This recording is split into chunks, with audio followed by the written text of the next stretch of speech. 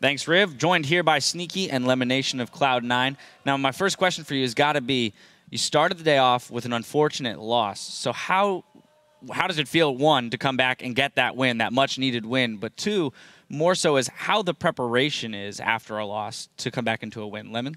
Well, we only had one game between to actually look at what they did in their initial game and see how that affects their game plan going in. So we kind of just have to get over the game loss like as quickly as possible, just basically ignore it and just move from there. So is there anything specifically that you gleaned from compLexity's first game of the day that you were able to utilize in this game? Yeah, we saw them prioritize Maokai extremely highly. I think that was the most interesting thing, that we didn't actually know if they had that priority or not. All right. Well, then, Sneaky, with that Maokai priority, you guys chose to pull the lane swap because you had two giant tanks and you picked up the Twitch. So talk to me a little bit about the decision there for the lane swap and how it ended up benefiting you guys more so than them. Well, Twitch is actually a pretty bad 2v2er unless he's against a really weak laner because of the nerfs that he most recently got. It was like base AD, poison damage. I've tried 2v2ing so much and I just lose out in almost all trades. And I miss kills because of the nerf. So 2v1ing is like the most optimal strat for Twitch. And it came out really well for us because Maokai was... I'm not really sure exactly where he was the entire time, but he got super behind and I was literally double his level. I was 3, or he was 3, I was 6. And we were able to just force a free kill on him. Yeah, that was a really interesting gank there, top lane. You're already level 6. You're the highest level on your team, actually, at that point, which is very odd for an AD carry. But, Lemon, speaking more to the Maokai being so far behind, and at one point, Mundo had 100 CS to Maokai's 50, right? So it's literally double the CS. Yeah.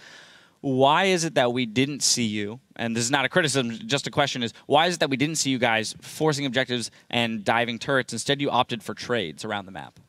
Well, they're a full magic damage comp, and we had Mundo. So basically, we knew once we actually got our magic resist, we could have these like amazing team fights where we would like guarantee win them. So actually, in early fights, Mundo isn't that strong compared to like a mage like Maokai is. So we didn't actually want to force too hard until we actually had the MR. Right. So okay. So you're actually taking your lead and saying we can use this to secure the late game and make sure that we're going to have a strong front line to protect our carries. We didn't want to be too antsy. Gotcha. Now, Sneaky, something that we noticed in this game is the fact that 2 ADCs were banned, both Trist and Kog'Maw, which are by far the most popular picks at the moment.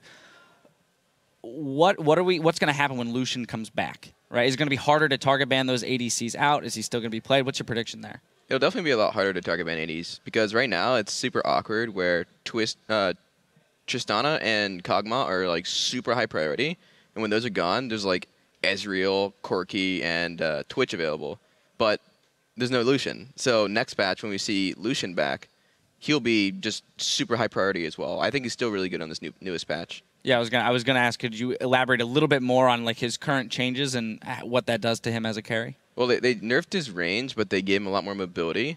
But in the most recent patch, they actually took back a lot of that mobility. So in the patch before they buffed him, you could E in, use your whole combo, and then E out, and you'd be the freest trade ever. But now you E in, and you're going to die. Yeah, definitely got abused a little bit for the week or so that he had that high mobility. Now, Lemon, moving forward, you guys have TSM tomorrow, who is the team that's kind of vying for that first seed bye with you guys. You now secured a half game up with that win there, but how important is that match tomorrow in guaranteeing that first round bye? That game basically decides who's getting second place. I think it's going to be very difficult for either team if they go through a loss tomorrow to actually pull ahead. So it's basically up to that game. And then looking even further to the actual playoffs, regardless of what seed you finish in, because you have clinched your spot there, what is the experience that you guys have as a team going to do for you in these very long best-of series? We're jumping from best-of-1s up to best-of-5s. So as a team that's now been through it, multiple times as compared to, say, compLexity or something like that, how's that going to help you in the playoffs? I think we'll have more experience and more ability to actually adapt faster in these kind of best-of-3s, best-of-5s. So I think it'll be quite good for us. All right. And yeah, I think we've learned a lot through our best-of-3s and best-of-5s. Usually it's like adaptability throughout the entire series is what needs to be learned, and I don't know if a lot of teams like, say, compLexity, who hasn't actually done many of them, would know. Well, so you had touched on the fact that you kind of had to do that today even, right? You played a game, you had only one game to kind of you let everything go and then study up and make your your decisions based on the next match. Granted, a different team. So my final question to you, Sneaky, is just looking forward. What are the finishing touches to make sure that you guys can 3-0 a team or whatever going through playoffs? I think it's just perfecting our practice coming in the next 2 weeks that we have. So if we get down our practice to the best that it can and then we come out ahead through that, then we'll be good. All right. Anything to add there, Lemon? It's an extremely big patch that's actually coming out. So we have to adapt like very quickly to this.